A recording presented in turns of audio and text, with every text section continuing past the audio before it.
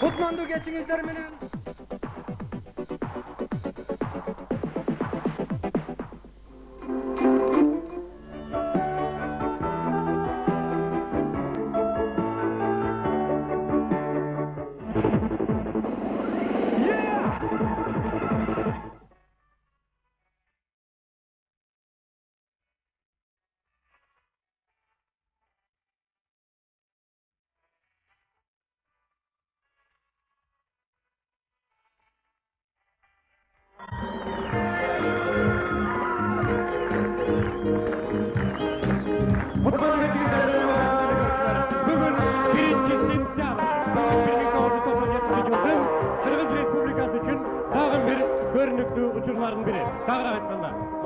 Kırgız Respublikası'nın borbarı Bişkek şahrında Alatoy Kinoteatrı'nın артында 3 aydan beri sizlerin nazarınızға çıkıp келе жатқан Hoş gelingizler programmasına hoş gelingizler.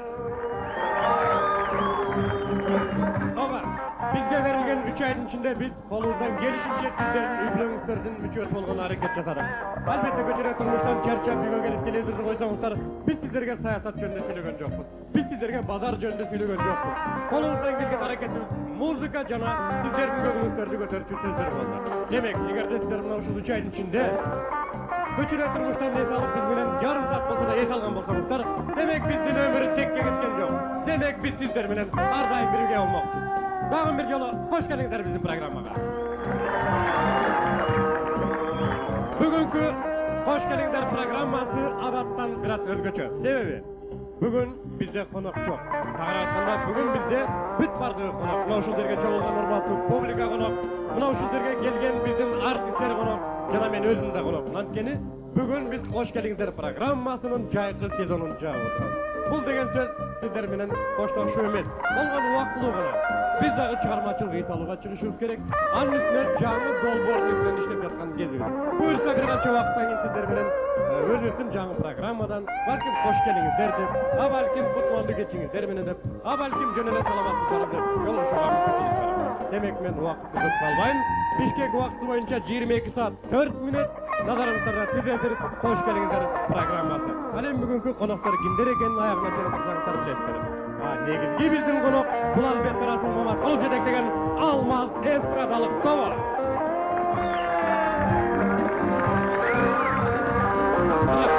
Мен убакытты көп калбайм дагы сиздердин назарыңыздарга биздин негизги алып баруучу Шаршыбек Абдыкадыр уулун чакырайын. Шаке. Рахмат Мыктыбек. Саламатсыздарбы урматтуу телекөрүүчүлөр, мына ошентип сиздер менен кайрадан дүйшөмбү күнү жолугушуп отурабыз. Биздин кош келиңиздер программасына. Биздин программага кош келипсиздер. Эми жогоруда көп сөздү Мыктыбек айтып кетти. Мен сөздүн кыскасы өзүбүздүн негизги темабызга өтөлү. Бүгүн биздин кош келиңиздер программасынын мейманы Кыргыз Республикасына эмгек сиңирген артист, атагы чыккан Кыргыз жери ырынын автору Апас Жайнаков келген болчу. Тосуп алыңыздар.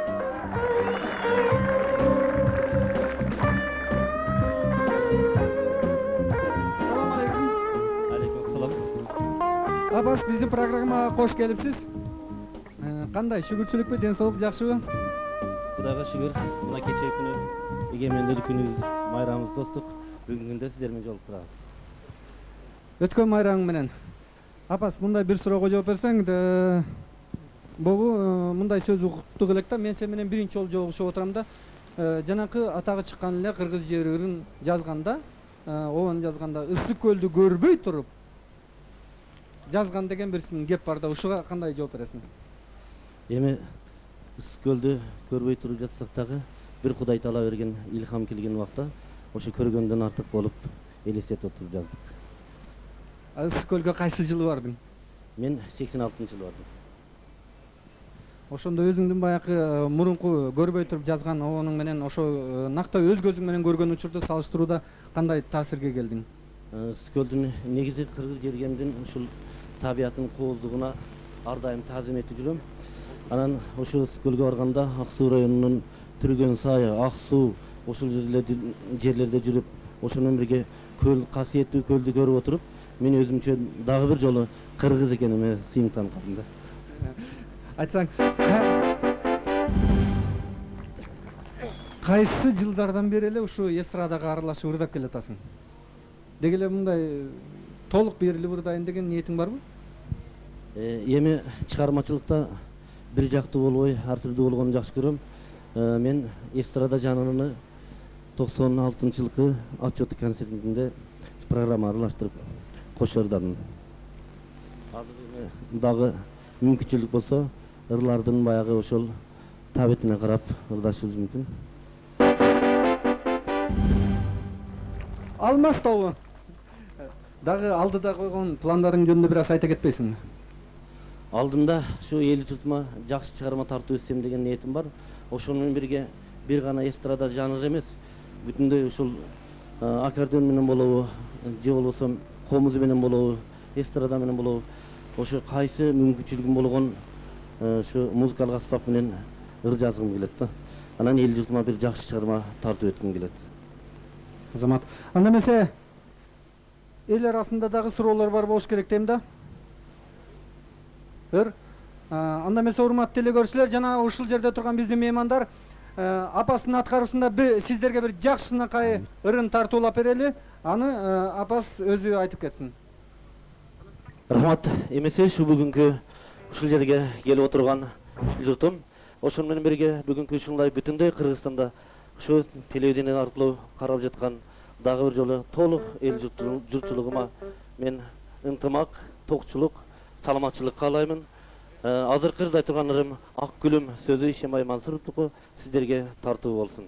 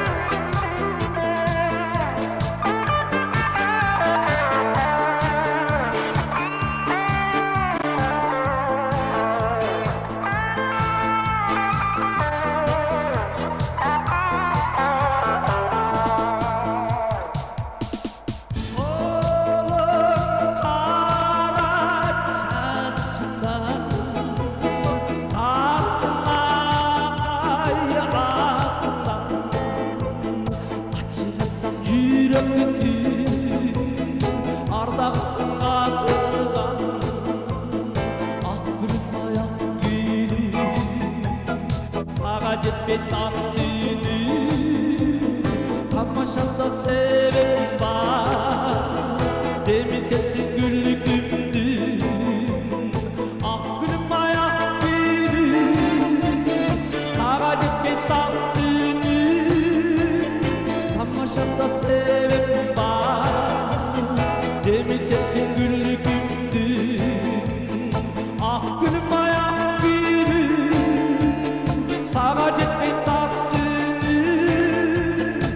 Olmaşanda sebep var Demisin sen gülgümdü Ah gülüm ay Ah gülüm ay Ah gülüm ay Ah gülüm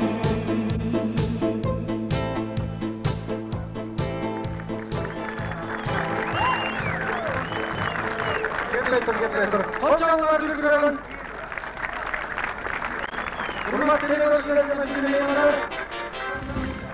Men hazır mına uşul ırdın soňu menen эле bizge mına momda Jakşynakay Urker kosmetik firmasынын продукциялары bizge sponsor болуп келишти. Бул кошуна бир бордош республикасы Казакстандан келишкен. Ошо жактан bizge спонсор болуп Марс тобу жалаң ушу Urker kosmetik firmasынын шампундары менен жуунуп колдонуп жүрөбүз. Ушу Jakşynakay шампунду ушу апаска подарок этип коелу. Рахмат. Анда эмесе кезекте кол күрөшкө берсек. Итак, я попрошу бурных оваций и аплодисментов, потому что сегодня у нас происходят финальные бои по состязанию по армрестлингу. Как я обещал в прошлый понедельник, у нас сегодня встречаются финалисты, которые участвовали на протяжении 3 месяцев. И мы предоставили самое первое слово, так сказать, нашим девушкам. А таковы сегодня являются Нурматова Айгуль и ее соперница Тимиралиева Айлязат. Айлязат, она у нас представительница города Талас, Манасского района. Ну, а ее соперница наша бишкекчанка, которая проживает в Аламедине, в микрорайоне Аламедин. Итак, я попрошу нашего генерального, так сказать, судью Джалилова Рустама, нашего первого финалиста, нашей первой передачи, провести это соревнование. Итак, возьмите за руки, друзья, как говорят у нас обычно, и давайте узнаем сегодня, кто же из вас самые сильные девушки. Я хочу только сказать, что у нас участвуют сегодня, конечно же, парни. И поэтому я хочу сказать нашим финалистам, приезжайте, еще у вас есть время, потому что наша передача выходит в прямом эфире. Итак, Нурматова Айгуль и Темирова Айлязат. Итак, идет упорная борьба.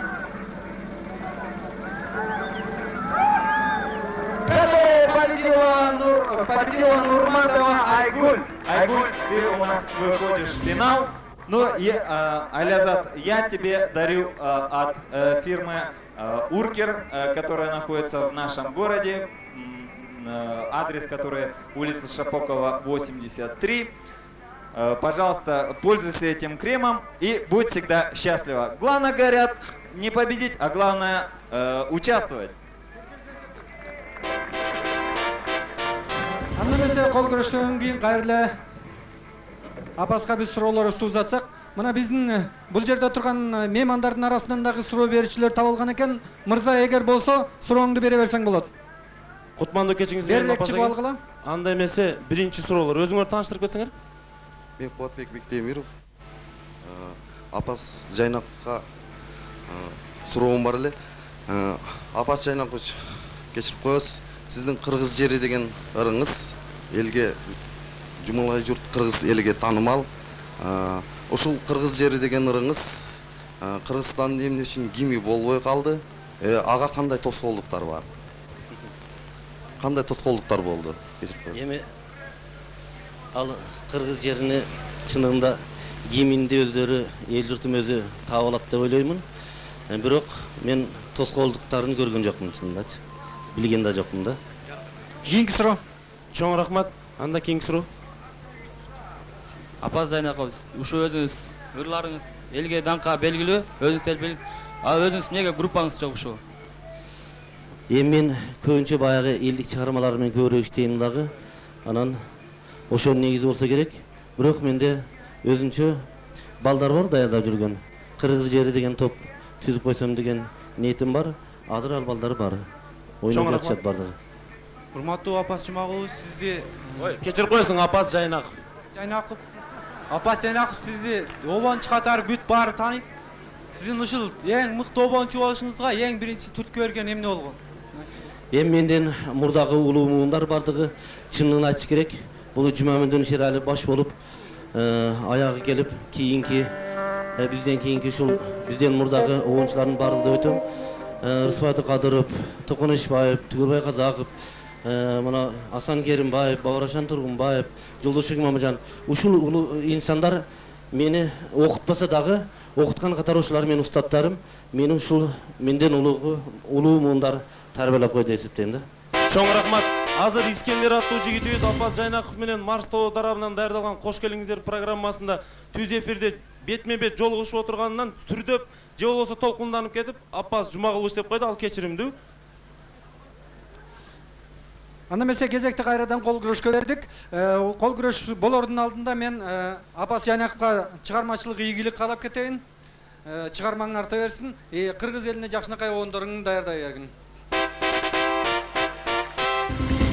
Итак, мы вновь подошли к нашим финальным поединкам, в которых участвуют наши девушки. Ну, а в конце, конечно, вы увидите наших сильных парней. Итак, наши финалисты Джахсылыкова Инга. Давайте похлопаем. Все-таки это девушки. И ее соперница Азиева Зулайха. Итак, давайте начнем наши соревнования. Еще раз я хочу объяснить наши правила наших соревнований. Нельзя поднимать туловище с этих сидений. Нельзя поднимать локти вот с этих квадратиков. В принципе, это и все. И вот началось упорное, так сказать, событие, в котором должно поставлена быть точка. Итак, идет упорная борьба. Девушки друг на друга смотрят. И нельзя в этом поединке ничего друг другу сказать, кроме грозных взглядов друг к другу.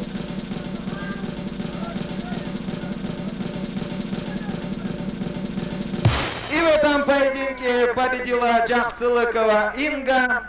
Но я хочу сказать только нашей сопернице Джахсылыковой Инги, Азиевой Зулайха. Зулайха, мы тебе тоже дарим вот от фирмы Уркер вот такой подарок. Пожалуйста, машь свое лицо и будь всегда красивой. Анда эмесе биздин Кош келиңиздер программабыздын кийинки мейманы Кыргыз Республикасына эмгек сиңирген артистка, Кыргызстан Жаштар Союзунун сыйлыгынын лауреаты, атагы чыккан Кыз Бурак эстрадалык тобунун жетекчиси, энеси деп койсок да болот, Гүлшайыр Садыбакасова. Тосуп алыңыздар.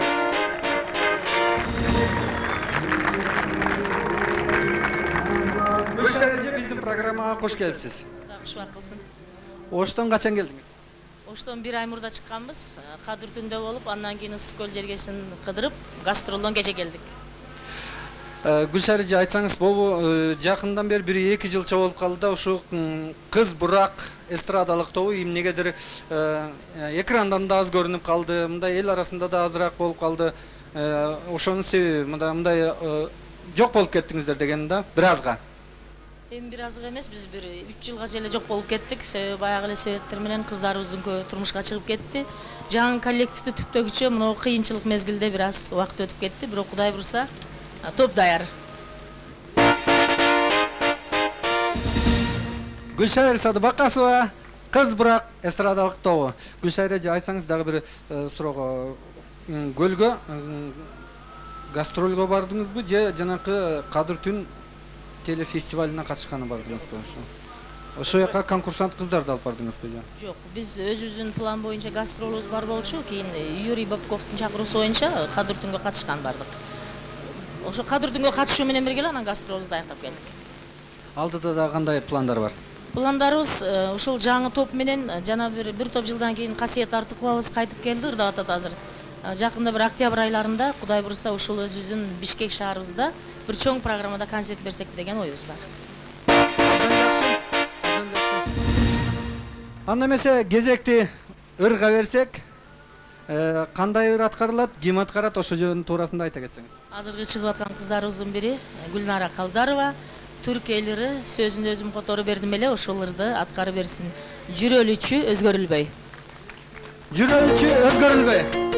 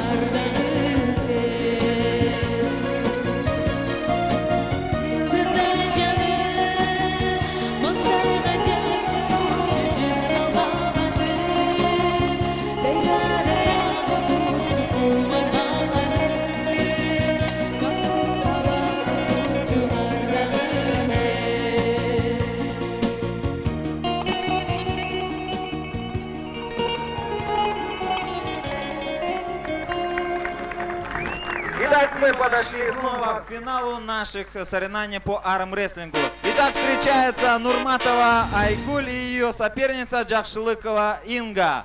Итак, давайте, девушки, возьмите за руки и сразу проведем без лишних слов наши соревнования.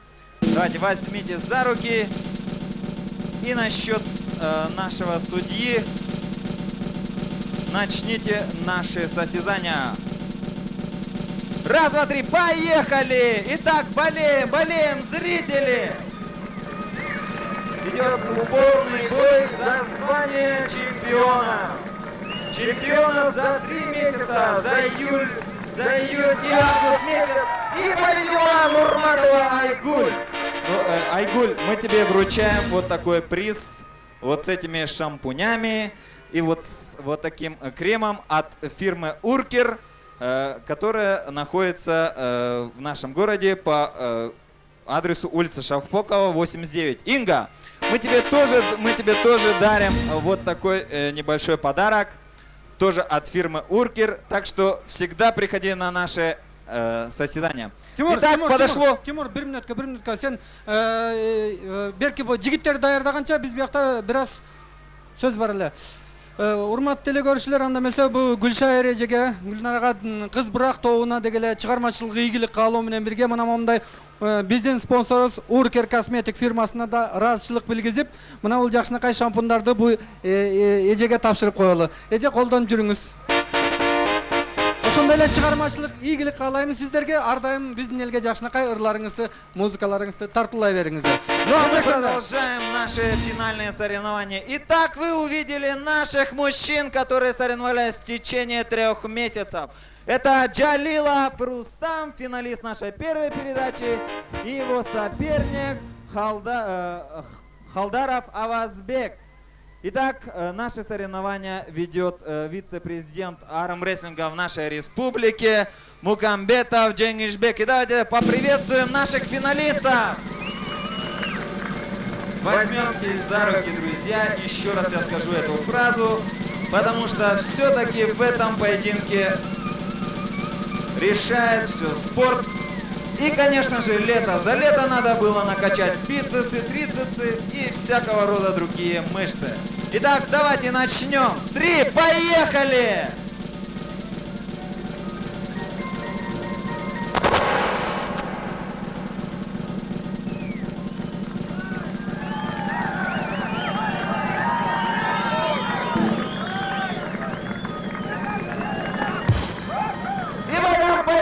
Победил наш абсолютный призер Джалилов Рустам. Я сейчас хочу объявить еще такой небольшой блиц-турнир.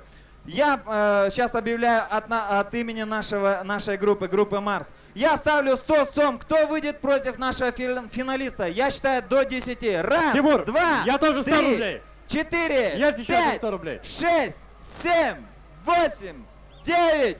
Есть финал? Есть, да? Так, выходим, быстро, ребята, сели. Итак, давайте поаплодируем. Сели, ребята, сели.